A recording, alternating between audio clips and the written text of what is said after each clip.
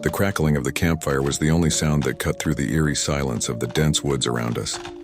My friends and I had embarked on what we thought would be a carefree camping trip, a chance to escape the hustle of the city and immerse ourselves in the tranquil embrace of nature.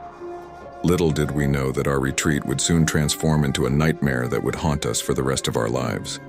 It all began, innocently enough. 5 of us, Mark, Sarah, Alex, Emily, and myself, pitched our tents near a serene clearing surrounded by ancient trees. The air was crisp, and the scent of pine filled our lungs as we laughed and shared stories. The first day went by smoothly, and as the sun dipped below the horizon, we gathered around the campfire to indulge in the warmth and glow of the dancing flames. As the night unfolded, a subtle unease began to creep into our midst. At first, it was just a feeling, a prickling sensation on the back of our necks. We dismissed it as the normal paranoia that comes with being in the wilderness at night. However, the illusion of normalcy shattered when the whispers began. Soft, indistinct murmurs floated through the air, barely audible above the rustling leaves and nocturnal sounds. At first, we dismissed them as the wind playing tricks on our ears, but the whispers persisted, growing in intensity and clarity.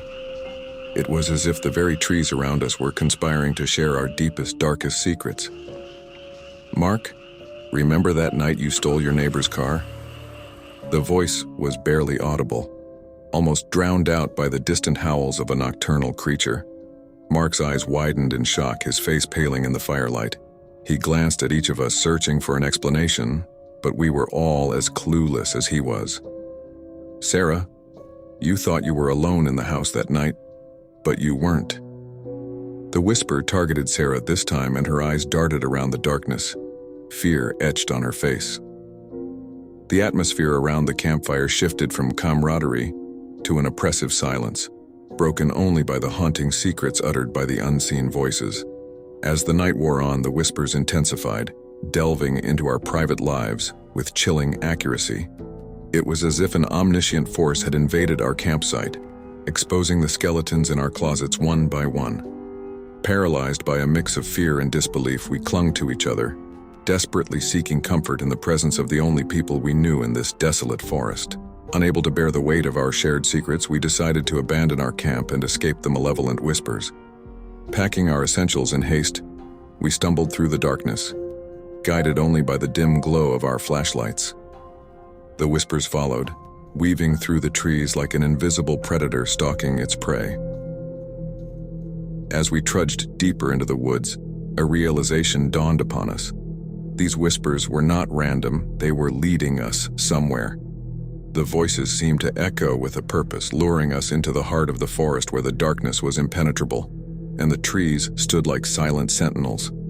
Finally, we reached a small clearing illuminated by an ethereal moonlight that filtered through the thick canopy above. The whispers crescendoed, converging into a harmonious chant that sent shivers down our spines. The air thickened with an otherworldly energy, and a shadowy figure materialized at the center of the clearing. The figure, obscured by the darkness, spoke in a voice that resonated through the very core of our beings.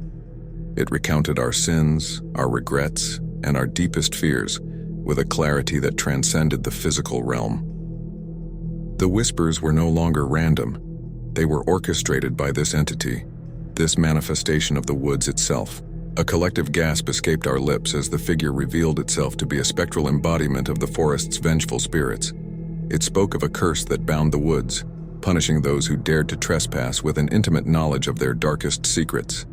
The only way to break the curse, it claimed, was to confront our pasts and seek redemption. In the following days, we faced our demons one by one, each of us confronting the sins that the whispers had unearthed. Slowly, the haunting voices receded, leaving us with a newfound understanding of ourselves and the weight of our actions. As we emerged from the woods, we carried with us the knowledge that the true horror was not in the whispers but in the reflections of our own souls. To this day, the memory of the whispers in the woods lingers like a spectral presence in our lives. The secrets we thought were buried resurface in moments of vulnerability, a constant reminder that the line between the natural and the supernatural is thin, and the price of redemption is often paid in the currency of our own truths.